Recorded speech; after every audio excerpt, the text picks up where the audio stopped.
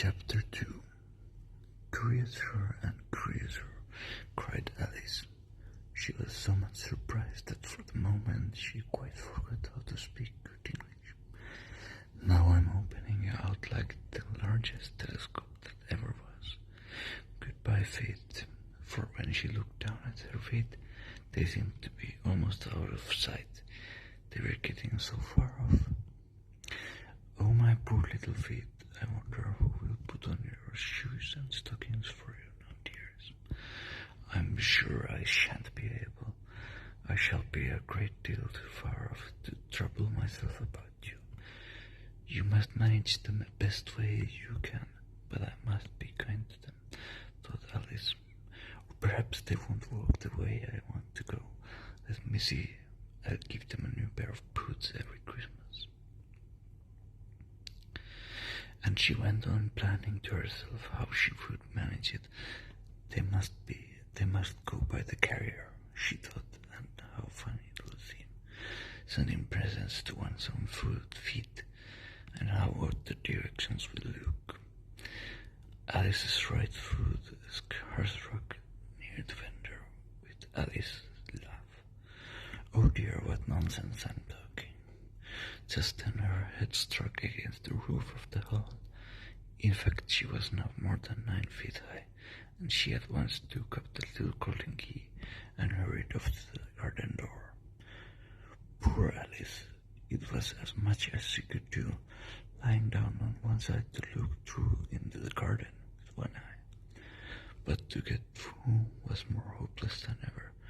She sat down and began to cry again. You ought to be ashamed of yourself, said Alice. A great girl like you, she might well say this, to go on crying in this way. Stop this moment, I tell you. But she went on all the shame-shedding gallons of tears until there was a large pool all around her, about 4 inches deep and reaching half down the hall. After a time she heard a little pattering of feet in the distance, and she hastily tried her eyes to see what was coming. It was the White Rabbit returning, splendidly dressed with a pair of white kid gloves in one hand and a large fan in the other. He came trotting along in a great hurry, muttering to himself as he came, Oh, the Duchess, oh, won't she be savage if I've kept her waiting. Alice felt so desperate that she was ready to ask help of anyone, so when the rabbit came near her, she began in a low, timid voice, If you please, sir.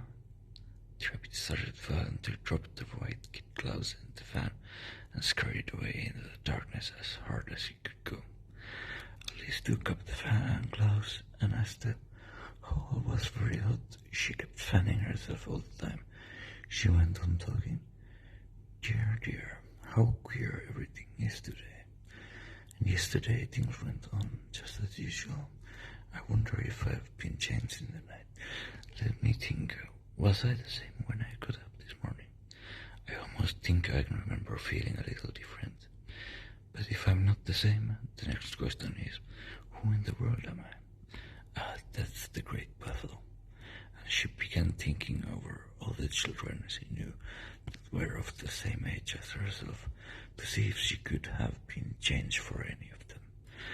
I'm sure I'm not Ada, she said, for her hair goes in such long ringlets, and mine doesn't go in ringlets at all.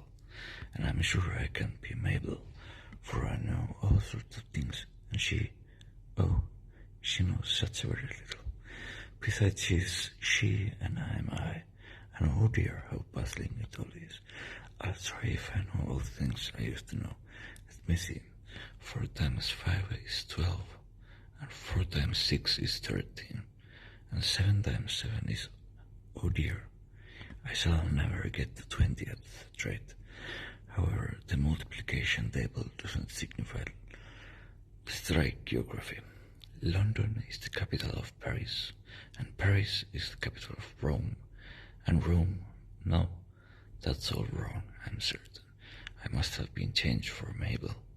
I'll try and say, how doth the little, and she crossed her hands on her lap as if she were saying lessons, and began to repeat, but her voice sounded hoarse and strange, and the words did not come the same as they used. How did the little crocodile improve his shining tail, and poured the waters of the Nile on every golden scale? How cheerfully he seems to grin, how neatly spread his claws, and welcome little fishes in with gently smiling jaws. I'm sure those are not the right words, said poor Alice, and her eyes filled with tears again as she went on. I must be Mabel after all, and a child, and I shall have to go and live in the poky little house, and have next to no toes to play with, and oh, ever so many lessons to learn. No, I've made up my mind about it. If I'm Mabel, I'll stay down here. It'll be no use their putting their heads down and saying, come up again, dear. I shall only look up and say, who am I then? Tell me that first, and then if I like being that person, I'll come up. If not, I'll stay down here till I'm somebody else.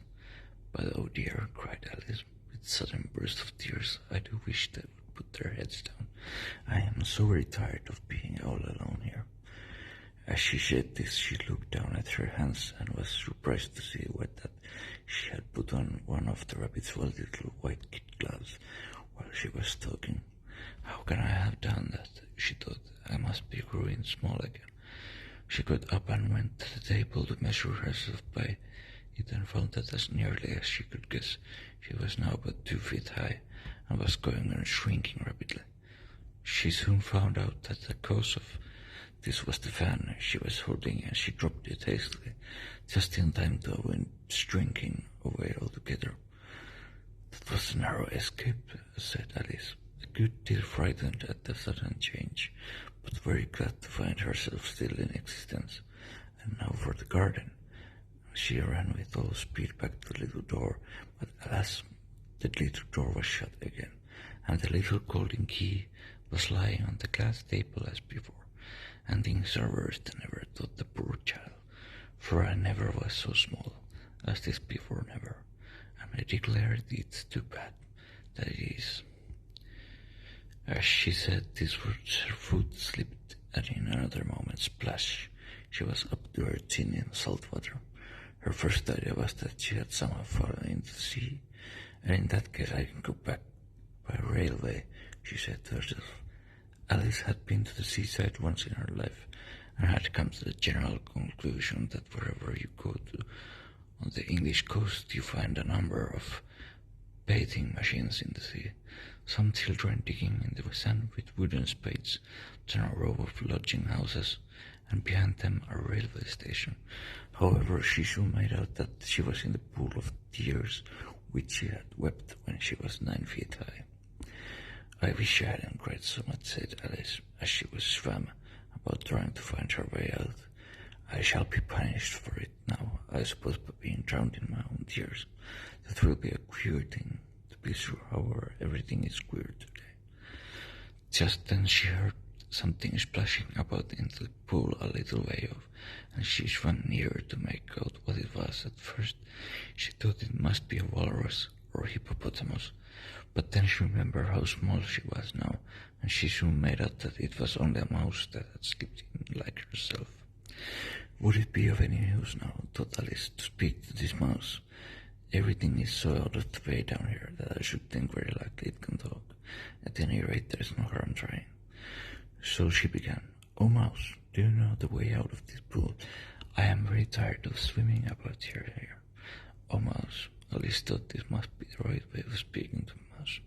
She had never done such a thing before, but she remembered having seen in her brother's Latin grammar, a mouse, of a mouse, to a mouse, a mouse, a mouse. The mouse looked at her rather inquisitively, and seemed to her to wink with one of its little eyes, but it said nothing. Perhaps it doesn't understand English, thought Alice.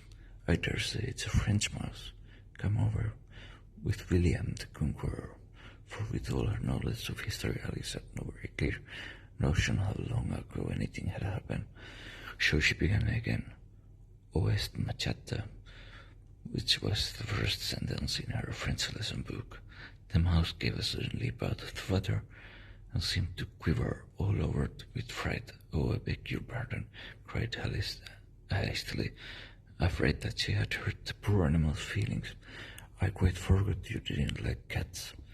"Don't like cats?" cried the mouse in a shrill, passionate voice. "Would you like cats if you were me?" "Well, perhaps not," said Alice in a soothing tone. "Don't be angry about it, and yet I wish I could show you our cat.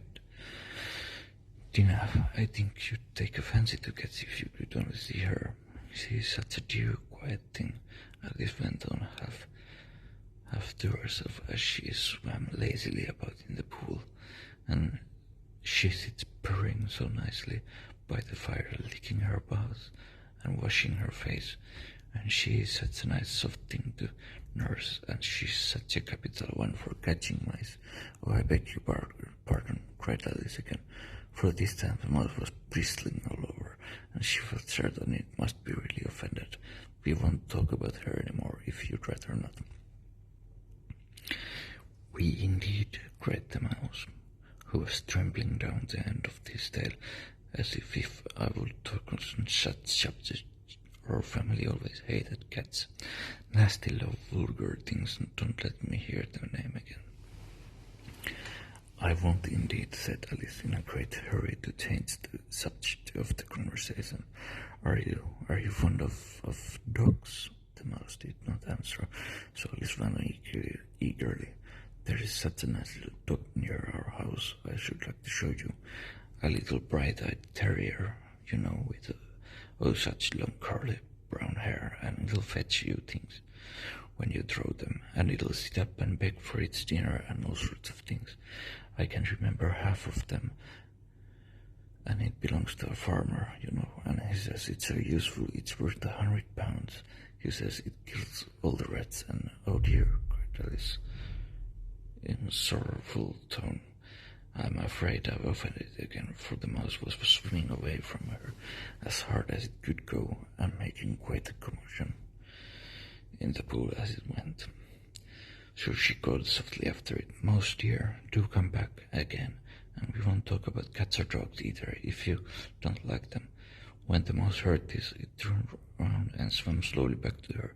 Its face was quite pale with passion, Alice thought, and it said in a low, trembling voice, "Let us get to the shore, and then I'll tell you my history, and you'll understand why it is I hate cats and dogs." It was high time to go, for the pool was getting quite crowded with birds and animals that had fallen into it. There were a duck and a dodo, a lorry and an eaglet, and several other curious creatures. Alice led the way, and the whole party swam to the shore. There's chapter 2.